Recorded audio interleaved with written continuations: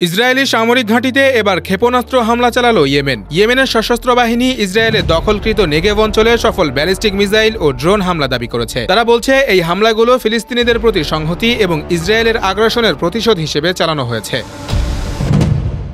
Israeli সামরিক ঘাঁটিতে ইয়েমেনের সশস্ত্র বাহিনীর সুপারসনিক ক্ষেপণাস্ত্রের এই হামলাকে তারা ফিলিস্তিনিদের প্রতি সংহতি ও ইসরায়েলি আগ্রাসনের প্রতিশোধ হিসেবে উল্লেখ করেছে। ইয়েমেনি সশস্ত্র বাহিনীর মুখপাত্র ব্রিগেডিয়ার জেনারেল ইয়াহিয়া সারি জানান, 11 সেপ্টেম্বর ফিলিস্তিন 2 নামে একটি সুপারসনিক ব্যালিস্টিক মিসাইল নেগেভ অঞ্চলের একটি সামরিক স্থাপনায় নিক্ষেপ করা হয়। হামলাটি সফল হয়েছে এবং বহু বসতি স্থাপনকারী আশ্রয় কেন্দ্রে পালাতে বাধ্য হয়েছে।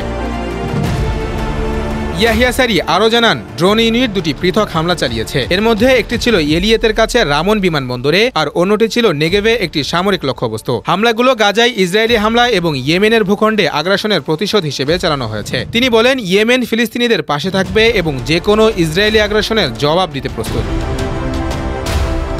এর আগে ইসরায়েলি বিমান হামলায় ইয়েমেনের রাজধানী সানা ও উত্তরপ্রদেশ আল জাউফে প্রায় 33 বেসামরিক নাগরিক নিহত ও 130 জনের বেশি আহত হয়েছেন। হামলাগুলো বেসামরিক ও আবাসিক এলাকায় চালানো হয়েছে, যার মধ্যে রয়েছে হাসপাতাল ও সরকারি ভবন।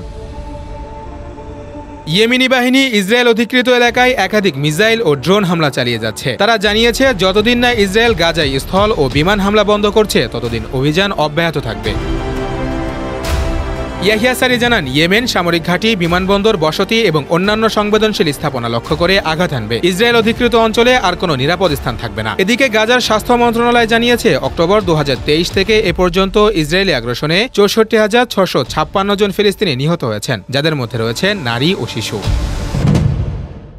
ইয়েমেনের সুপারসনিক ক্ষেপণাস্ত্র ও ড্রোন হামলা শুধু সামরিক শক্তির প্রদর্শন নয়, বরং ফিলিস্তিনিদের প্রতি সংহতি ও ইসরায়েলি আগ্রাসনের বিরুদ্ধে এক দৃঢ় বার্তা। একদিকে ইসরায়েলের হামলায় নিরীহ বেসামরিক মানুষ নিহত হচ্ছে, অন্যদিকে ইয়েমেনি বাহিনী দেখিয়ে দিচ্ছে যে তারা প্রতিশোধ নিতে সক্ষম। এই পরিস্থিতি মধ্যপ্রাচ্যে আরও অস্থিরতা তৈরি করছে, যা আঞ্চলিক নিরাপত্তা ও বৈশ্বিক কূটনীতির জন্য বড় চ্যালেঞ্জ হয়ে দাঁড়িয়েছে।